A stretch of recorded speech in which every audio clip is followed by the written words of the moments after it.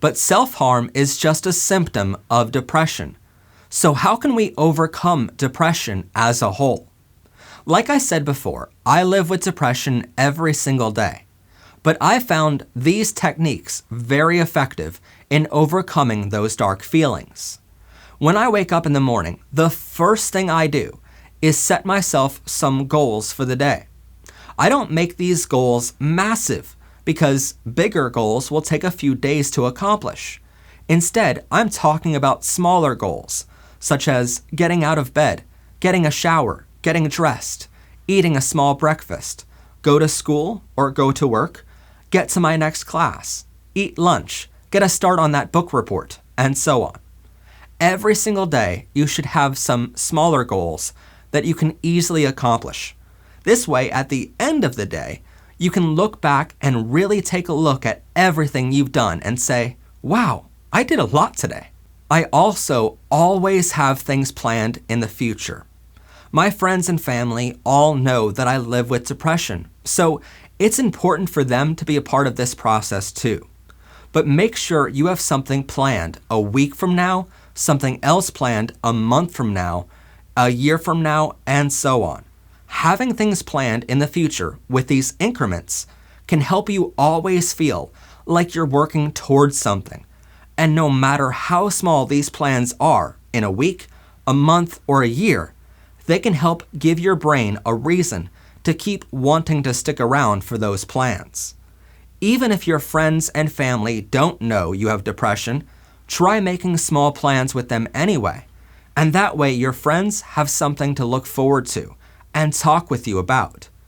If you have a big project or goal in mind, break it down into tiny parts, and that way you can accomplish the smaller goals one at a time. And that way you're not trying to build a skyscraper in a day. Instead, build one floor at a time. Another great tip is to build a support network.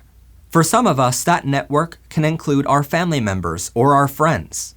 But if one or all of your family members aren't supportive, please know that I've gone through that exact situation as well, so you're not alone.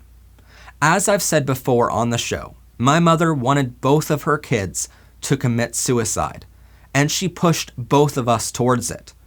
Because of that, I know how hard it can be to keep fighting onward, even though one of the people who should love you the most in this world doesn't want you there in it. But throughout that entire experience, I kept fighting, partly because I knew that my life was worth living, just like I know now that your life is worth living. And partly because I wanted to prove my mother wrong. I wanted to someday stand here and laugh in her face that I went on to live a normal life, even though she tried to end it. Just know if you can't seem to find a support network at home or with your friends in school or at work, please know you always have a family here in the LGBTQ and here at Powered by Rainbows. And we're always here for you. Next, try reducing the stress in your life. Try understanding that you don't need to put all of this pressure on yourself. You don't need an A+ on every test, believe me. You should get regular exercise. Make sure you're getting enough sleep. Try looking on the bright side of situations around you, because there is always a bright side. Give yourself some leeway and allow yourself to feel emotions. Don't just stuff them deep down inside and bottle those emotions up, but allow yourself the moments to feel these emotions. And try accepting your weaknesses and forgive yourself for them, because no one is perfect. Some great ways to feel less stressed are to go for a walk or a run around town. Give yourself a night off every so often to go out with friends or jump on a video call with your friends if you're still living through a pandemic like we are now. Maybe try to meditate for an hour. There are some great applications on your phone or videos on YouTube that can help you with this. Next up, try to improve your sleeping patterns. Turn off all electronics at least an hour before you go to bed every night. Use a dim light to read a book. Chicken Soup for the Soul is a great option here if you need a recommendation. or there are LGBTQ history books you can find online. Or you can engage in another relaxing activity, like cuddling with your pets for this last hour of every day. Only use your bed for sleep and other more adult activities. Don't try to do work or homework in your bed or even in your bedroom. I know this one seems silly at first, but trust me, it works. A few years ago, I had my computer in my bedroom, and I tried this tip out. I moved my computer into another room and set up an office there. I keep my work in my office, and that way, whenever I walk into my bedroom, I leave that work and that stress behind me. This is hands down one of the best decisions I've ever made and has reduced my stress monumentally. Try to also improve your eating habits by eating at more normal hours and have a more balanced diet. This can greatly improve your mental and physical health. Next, try doing some chores around the house. Cleaning up the dirty clothes around your bedroom, putting all of your toys or books away each night, cleaning the dishes in the sink, and vacuuming the floor are all things that make our brains feel better.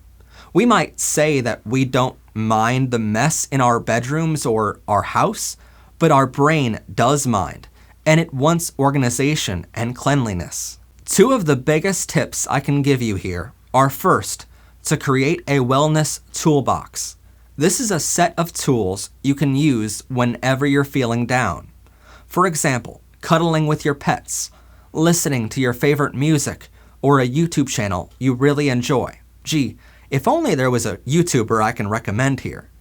Take a warm bath, read a good book, write a story or a poem, draw your favorite character or animal, or go for a walk.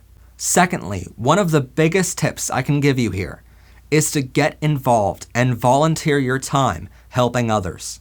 Whether this is on the local level or for an international organization, volunteering helps greatly.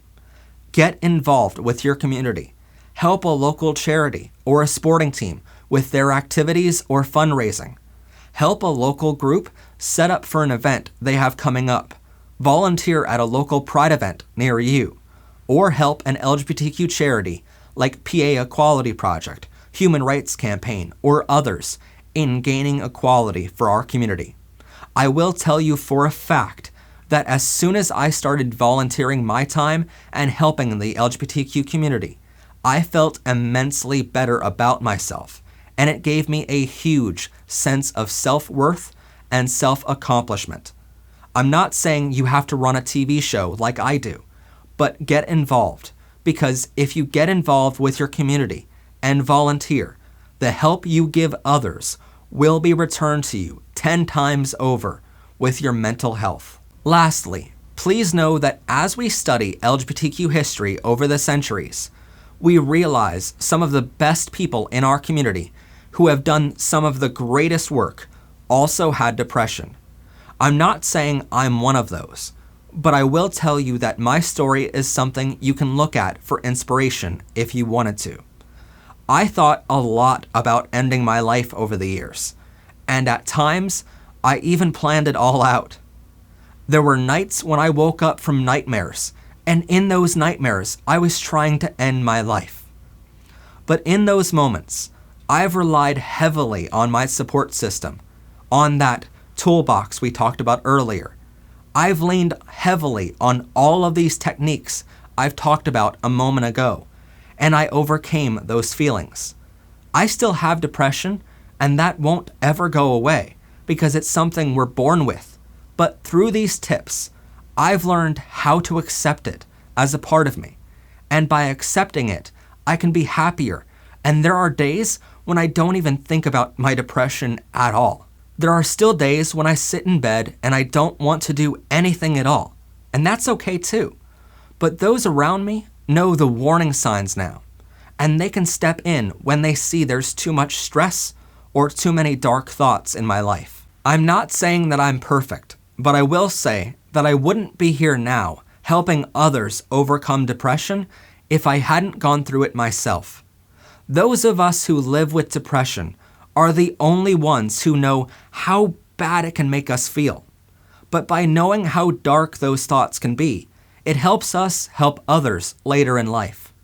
From everyone we've talked to these past few weeks researching this episode, it seems most people who are counselors or therapists, most of the people who now get to help thousands of people every day, most of them have all been suicidal at one point in their lives. And to think, if they had ended their beautiful lives, they wouldn't have been able to help others later in life. So no matter what you want to do for a living someday, whether it's run a TV show, be a therapist, or be a construction worker, or whatever you end up doing, just know that your life is worth living and you'll accomplish great things. I know that for a fact. But just in case there are moments when those dark thoughts overpower all of these techniques, please know that it's okay to ask for help. It's okay to talk about your feelings with someone. So again, please reach out to the hotline in your country using the phone numbers listed on the screen throughout this episode. Reach out to the Trevor Project at trevorchat.org and talk with someone now.